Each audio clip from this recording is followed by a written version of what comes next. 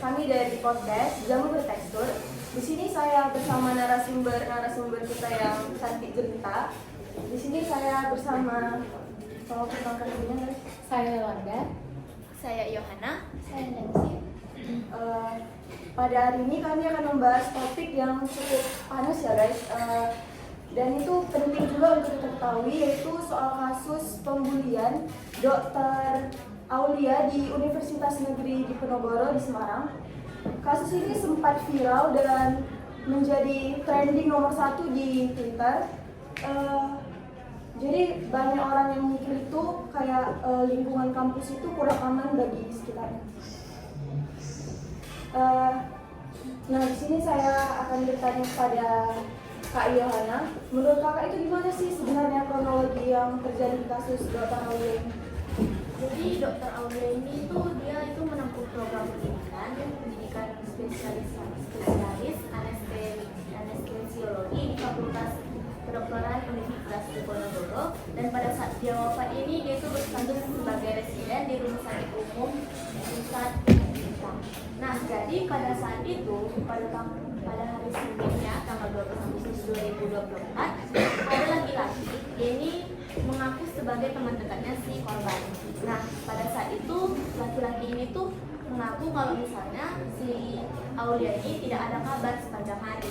Bahkan si Aulia ini tidak menjawab ataupun merespon pesan dari atasannya. Nah, karena khawatir ya, jadi mereka itu pergilah ke kosannya si dokter Aulia ini. Dan di situ mereka itu mengaku kalau mereka itu udah mengetok pintu kosnya kan, tapi tidak ada jawaban. Jadi akhirnya dipanggil tukang kunci, dan pada saat dibuka itu pintu kamar, di situ ditemukan si dokter Aulia ini udah badannya warna biru, terus dia posisinya juga kayak orang tidur. Nah, jadi di situ polisi ini menerangkan kalau misalnya si dokter Aulia ini meninggal dengan overdosis obat yang untuk program nyeri itu. Nah, di situ juga ditemukan kalau misalnya ada buku hariannya korban yang berisi tentang masa-masa sulitnya lah pada saat menjalani pendidikan dokter ini, serta ada juga yang bersinggungan dengan seniornya. Jadi diketahui kalau misalnya si Aulia ini itu diperintahkan sama seniornya sebagai bendahara angkatan yang menerima pungutan liar dari teman seangkatannya. Nah, diketahui di sini ada 3 tersangka, jadi kita kenalannya. Di sini ada namanya Taufik Eko, dia ini sebagai ketua prodi, lalu ada si Sri Mariani, dia itu sebagai staf administrasi, dan terakhir yaitu Zara Yukita, dia ini senior. Nah, jadi si Eko Taufik ini itu diketahui dia itu menerima pungutan liar yang mereka itu nyebutnya sih sebagai bantuan operasional pendidikan, tapi itu malah digunakan sebagai hal-hal yang menyimpang untuk kebutuhan pribadi mereka. Dan diketahui kalau misalnya pungutan ini mencapai sekitar 2,4 miliar, dan di mana setiap mahasiswa itu wajib menyetor 80 juta yang dikatakan untuk demi kepentingan prestasi akademik lah. Nah, di sini juga di Taufik Eko ini mendapat keuntungan sekitar 177 juta untuk keperluan pribadinya. Sementara Sri Mariani yang saya bilang tadi ini kan dia staf administrasi, dia itu dapat keuntungan sekitar 400.000 per bulan, dan kalau misalnya di total ya sekitar 24 juta. Nah, sementara itu satu lagi Zara Yukita, dia ini lebih ke senior yang memaksa adiknya, juniornya untuk membayar ataupun memberikan iuran lah, tapi secara liar. Yang digunakan itu untuk ya penyediaan makanan mereka di rumah sakit, ataupun untuk bayar joki yang mengerjakan skripsi mereka gitu. Jadi itu lebih ke pungutan liar lah disebut oleh hakim. Terus juga ada guys kasusnya. Jadi waktu kalian pertama kali dengar kasus ini nih, gimana sih perasaan kalian? Jujur, aku awal dengarnya itu kaget,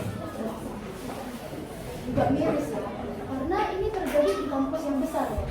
Harusnya kampus itu jadi tempat yang aman bagi mereka, tapi malah dia terkena peruntungan.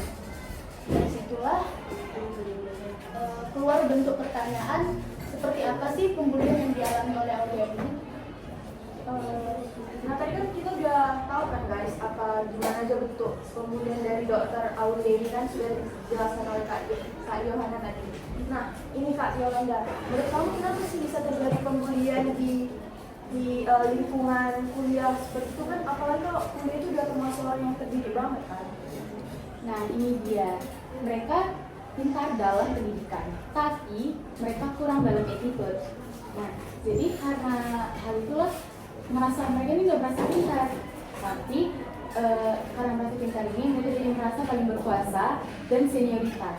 Berarti kalau senioritas ini memang berpengaruh banget ya? Pengaruhnya sangat besar ya? Pengaruhnya sangat besar. Nah tapi sikap senioritas ini nggak salah, tapi kalau misalnya dilakukan dalam hal yang tidak baik itu jadi untuk menekan para junior-juniornya. Ya kalau misalnya junior sih pasti mereka bakal merasa kayak merasa ada hormat dan juga takut ya sama seniornya.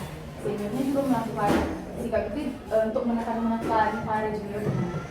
Ngomong-ngomong soal diam nih guys, menurut kalian kenapa sih para korban bullying itu tuh nggak berani untuk speak up, malah mereka untuk berdiam diri aja gitu, di keep sendiri itu aja ceritanya?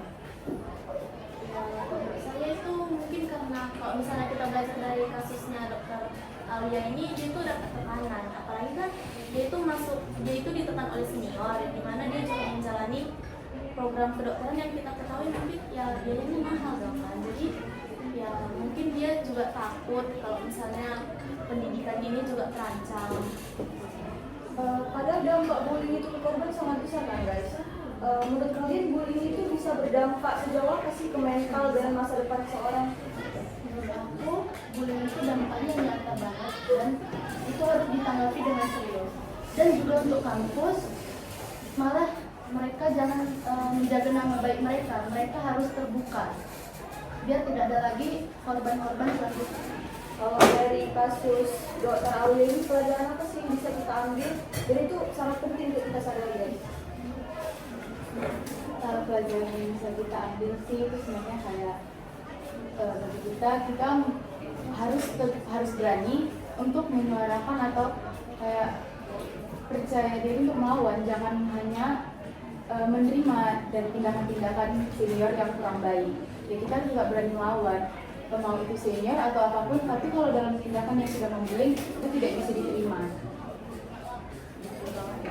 Terus apalagi kan siswa-siswa seperti ini masih di bangku pelajar SMA. Menurut kalian kita harus mulai dari mana sih untuk mengurangi budaya bullying ini?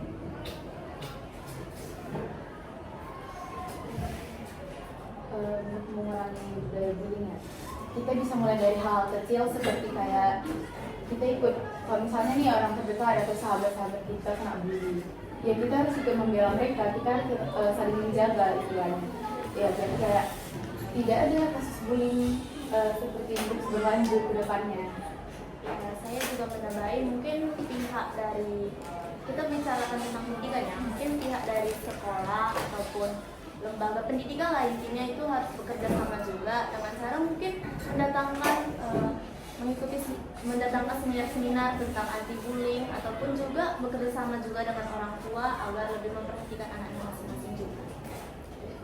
Baik teman-teman dan penonton sekalian, di sini podcast kami yang membahas mengenai bullying dokter Aulia sudah selesai. Jadi kesimpulan yang bisa kita ambil dari kasus perundungan yang terjadi pada dokter Aulia ini, kita harus bersikap layaknya orang yang berpendidikan guys, dan juga sesuai dengan yang dibahas tadi bahwa pihak kampus ataupun pihak sekolah harus bisa menerima laporan dan menyikapi dengan baik kasus tersebut. Dan juga untuk di luar sana yang mendengarkan podcast ini, berjaga diri dengan baik. Jika ada yang merundung kamu, ceritakanlah ke orang terdekat kamu dan carilah pertolongan pada orang yang lebih dewasa. Sekian, terima kasih. Bye-bye.